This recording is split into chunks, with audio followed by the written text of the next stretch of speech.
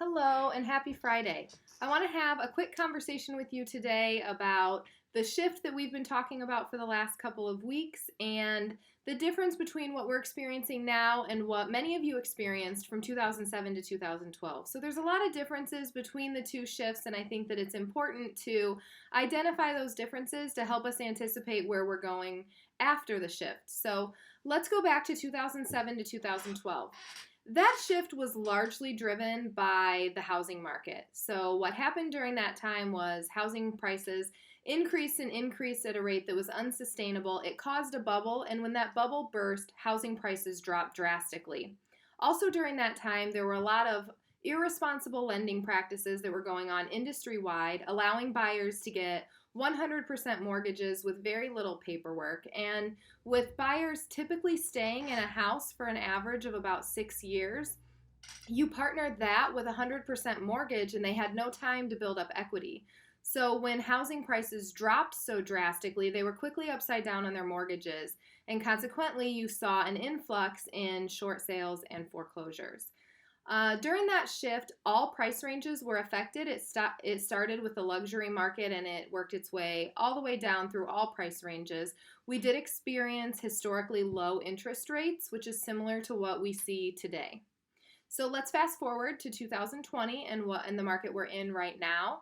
So home values had been increasing. We did expect a shift to come sometime in the near future. However, COVID-19, this pandemic, has thrust us into an immediate shift, which we are obviously experiencing right now.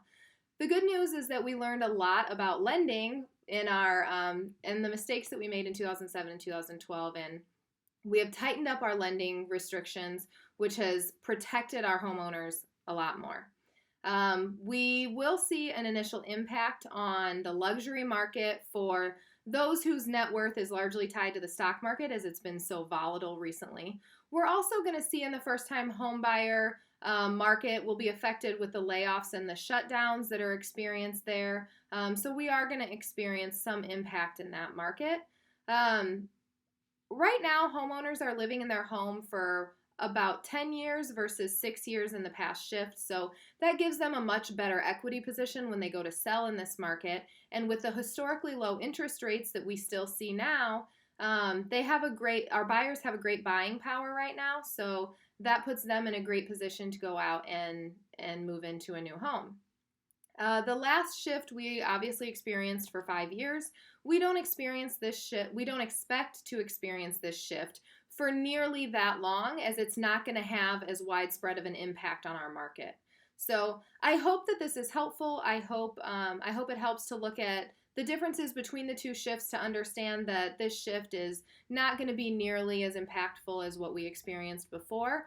Buyers are still buying, sellers are still selling. We are obviously experiencing a different market than we had a month ago, but it's important to focus on the activity that is out there and those clients that you can still serve. So life events are what cause people to move, and life is still happening. So it's a good thing to focus on, and if there's anything that I can do to help you, I'm always here. So have a good weekend.